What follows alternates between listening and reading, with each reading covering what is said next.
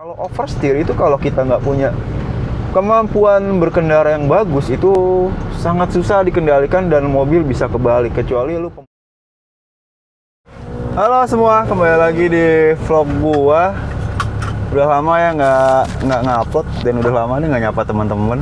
2 mingguan kali, 2 kali hari Minggu gua nggak ngupload karena ada beberapa urusan yang harus diselesaikan, ditungguin gitu ya.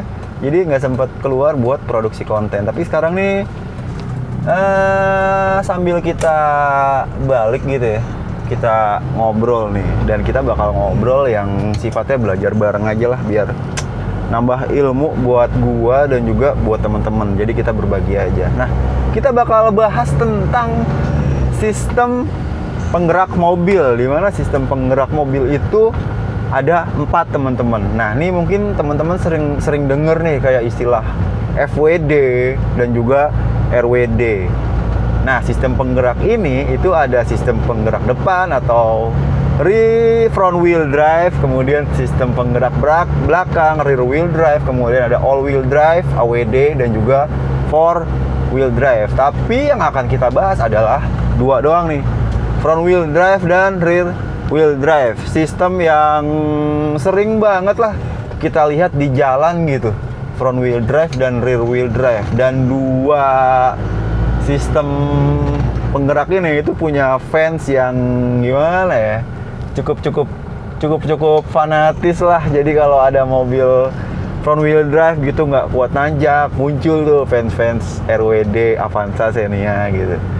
Terus kalau ada mobil yang nggak kuat nanjak roda belakang, itu muncul tuh fans FWD. Bisa kok FWD nanjak, skill pengemudinya aja nggak bener ya, pokoknya itulah.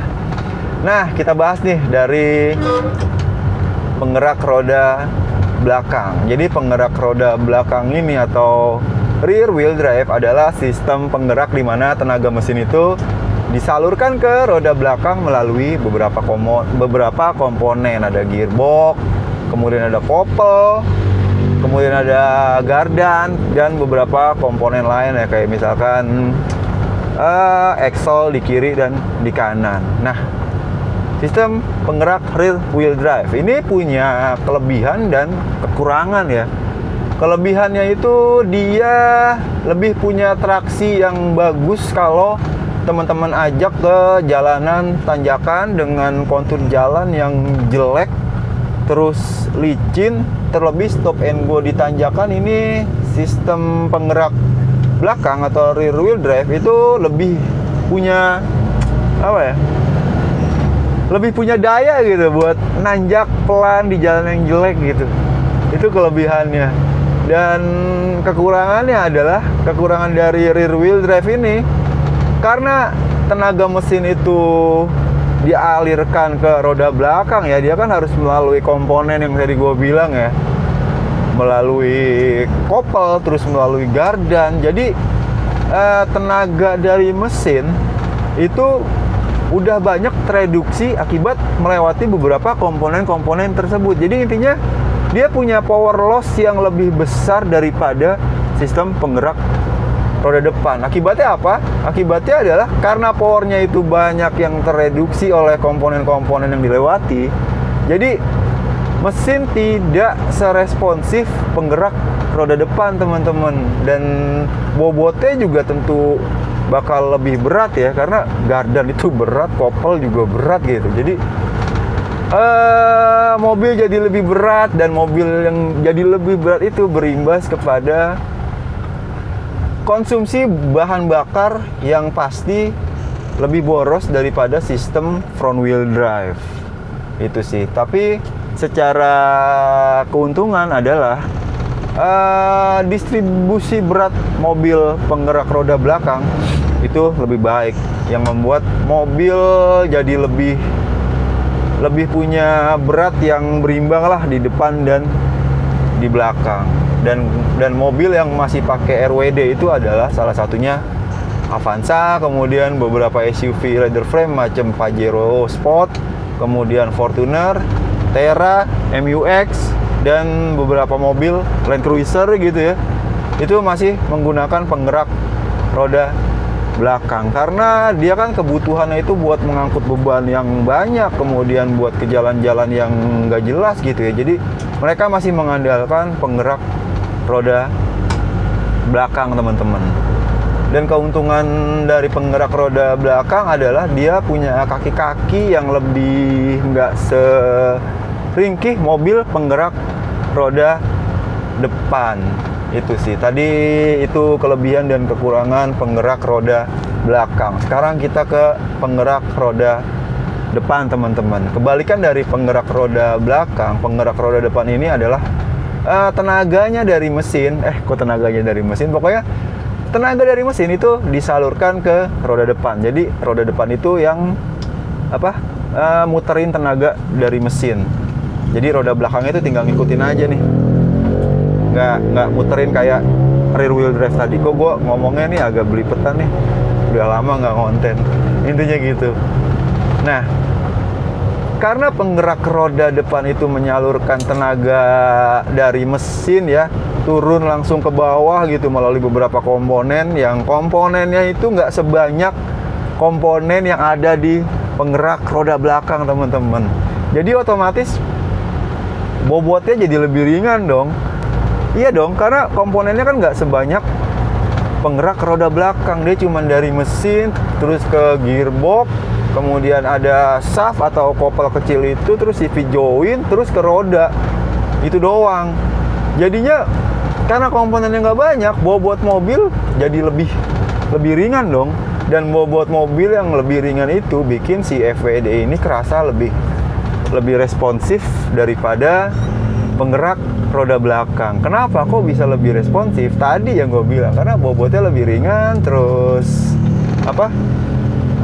power loss-nya itu, potensi power loss-nya itu lebih sedikit daripada penggerak roda belakang, karena dari mesin itu langsung turun ke bawah gitu, nggak melalui banyak komponen seperti penggerak roda belakang. Jadi dia terasa lebih responsif. Terus kelebihan lainnya adalah dia punya kekedapan kabin lebih bagus daripada rear wheel drive. Ini kaitannya mungkin dengan kenyamanan ya. Nah, kenapa kok lebih bagus gitu daripada front wheel drive? Karena di sini tuh kan nggak ada komponen yang buat menyalurkan tenaga dari mesin ke roda belakang ya. Nggak ada kopel, nggak ada gardan. Jadinya lebih senyap gitu, karena nggak ada gesekan yang berasa kayak muter gitu. Walaupun kadang bunyinya senyap-senyap, tapi agak-agak meter juga sih buat beberapa orang.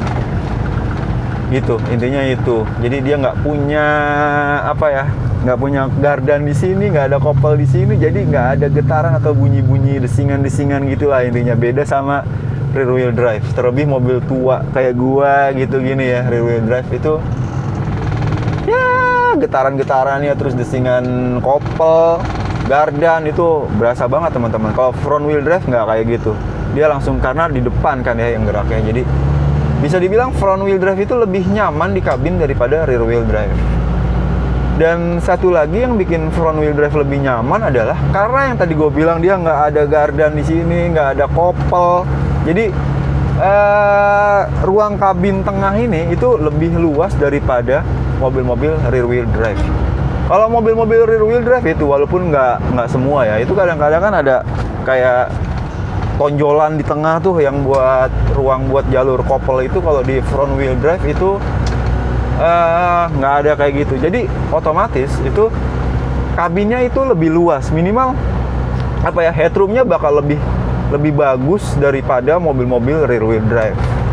Nah, ini fungsinya kalau teman-teman di kabin butuh kabin yang tinggi gitu ya, mau naruh barang yang tinggi di kabin, itu front wheel drive lebih punya kapasitas kabin dan keluasan kabin yang lebih baik daripada mobil-mobil rear wheel drive.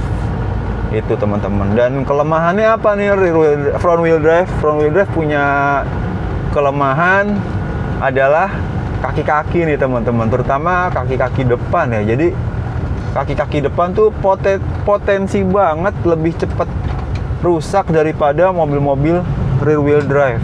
Dan potensi juga bakal ada bunyi-bunyi yang jedak-jeduk atau gimana-gimana gitu di kaki-kaki depan. Karena di front wheel drive ini ban depan itu istilahnya apa ya, kayak kerja rodi lah, buat narik iya, kemudian buat muter iya, buat ngerem iya. Jadi kayak kerja rodi teman-teman. Makanya dia komponennya tuh jadi lebih cepet fatigue ya, jadi lebih cepet lelah gitu. Jadinya lebih cepet, durabilitasnya nggak sebagus kaki-kaki mobil berpenggerak roda belakang atau RWD. Dan kelemahan lain adalah ketika teman-teman ada di jalur jelek gitu ya, tanjakan, terus muatan penuh, terus stop and go, terlebih kalau jalannya jelek, itu potensi ban depan buat spinning dan nggak bisa nanjak itu besar sekali teman-teman, karena dia kehilangan traksi ya ke aspal gitu. Karena kalau ditanjakan teman-teman bawa beban yang banyak, itu kan berat mobil itu kan berpindah ke belakang, istilahnya gini ya. Ini mobil jadi begini nih istilahnya. Jadi ban depan tuh kehilangan traksi. Akibatnya apa? Akibatnya nggak bisa nanjak. Mobil cuman kayak spinning, ban depan kehilangan traksi. Walaupun mobil teman-teman tenaganya gede, kalau nggak ada traksi, itu juga nggak bisa nanjak teman-teman. Karena yang bikin mobil bisa nanjak itu adalah salah satunya adalah traksi ban yang bagus ke aspal. Jadi yang tadi gue bilang, kalau power mobil gue gede gitu, tapi kalau traksi bannya nggak ada ya nggak bakal bisa nanjak. Itu sih. Nah, mobil-mobil front wheel drive nih sekarang nih ya, anyway gitu, banyak banget loh di jalanan. Terutama di kota-kota besar kayak Jakarta, Surabaya gitu, Jogja, itu mulai banyak loh mobil-mobil berpenggerak roda depan. Ada Jazz, ada Brio, Alphard juga kan roda depan, kemudian apa lagi?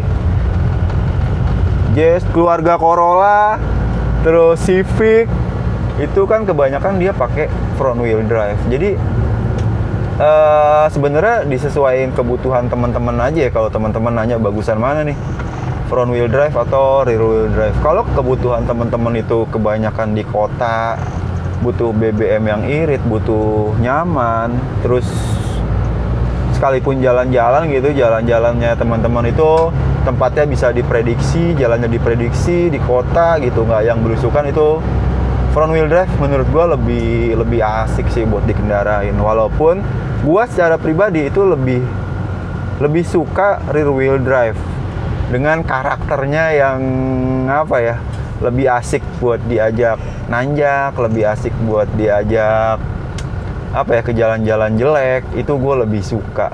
Oh ya, ngomongin karakter nih, jadi karakter sistem penggerak yang tadi ya, rear wheel drive ataupun front wheel drive, itu dia punya karakter masing-masing. Kalau rear wheel drive itu punya karakter oversteer. Nah, oversteer ini apa sih? Oversteer adalah kondisi di mana mobil itu istilahnya bahasanya ngepot lah kalau mau dipahamin. Jadi ban belakang nih traksinya jelek, ban depan udah belok, jadi ban belakang ini kayak ngeduluin gitu. Jadi ya kayak ngepot lah. Kalau teman-teman pernah ngelihat, gua rasa sih pernah ya, orang ngedrift itu adalah oversteer, gampangnya gitu. Pokoknya ngepot itu oversteer lah. Oversteer ini kalau lu bisa bawa, lu udah jago gitu ya, itu sangat-sangat asik buat dimainin gitu. Dan gue juga tertarik nih kayak buat belajar drift gitu ya. Kalau ada rezeki gue kayak pengen deh belajar drift, E36 bangun drift gitu ya, beli LSD kayaknya asik juga sih. Karena menurut gue drift tuh apa ya, skill yang harus bukan harus sih, apa ya, cukup penting gitu buat berkendara ya. Karena oversteer tuh menurut gue lebih bahaya daripada understeer. Karena ketika mobil lu ngepot, itu mobil lebih sulit dikendalikan ketimbang understeer. Nah, understeer ini yang tadi gue bilang, itu adalah karakter yang dimiliki oleh kendaraan-kendaraan front wheel drive atau penggerak roda depan. Understeer adalah, contohnya gampangnya gini lah ya, ketika lu mau belok gitu di tikungan, mobil kerasa nggak belok gitu, kayak masih lurus, karena ban depannya itu kehilangan traksi, jadi nggak mau ngikut belok gitu. Akhirnya mobil kayak jadi nyelonong lurus gitu. Nah, kenapa tadi gue bilang oversteer itu lebih berbahaya daripada understeer? Meskipun dua-duanya sih bahaya, tapi understeer lebih punya potensi buat dikendalikan. Artinya lo ngurangin gas terus ngerem sedikit-sedikit itu mobil masih bisa dikendalikan. Kalau oversteer itu kalau kita nggak punya kemampuan berkendara yang bagus itu sangat susah dikendalikan dan mobil bisa kebalik. Kecuali lu pembalap atau drifter gitu, itu mungkin nggak masalah. Tapi kalau kayak kita gitu ya, pengendara biasa gitu, itu oversteer sangat-sangat berbahaya teman-teman. Nah itu sih mungkin apa ya, sedikit tambahan belajar bareng dari gua. Kalau teman-teman yang lebih tahu ya, mau nambahin informasi yang kurang atau ada informasi yang salah dari gua, teman-teman bisa menambahkan atau memperbaiki informasi yang salah tersebut di kolom komentar teman-teman. Ya wis, sampai di sini dulu video gua. Semoga bermanfaat ya buat teman-teman. Kalau teman-teman mau nyari mobil, entah itu galau nih lagi milih front wheel drive atau rear wheel drive ya, semoga video ini membantu. Ya wis, sampai jumpa di vlog berikutnya. Assalamualaikum warahmatullahi wabarakatuh. See you.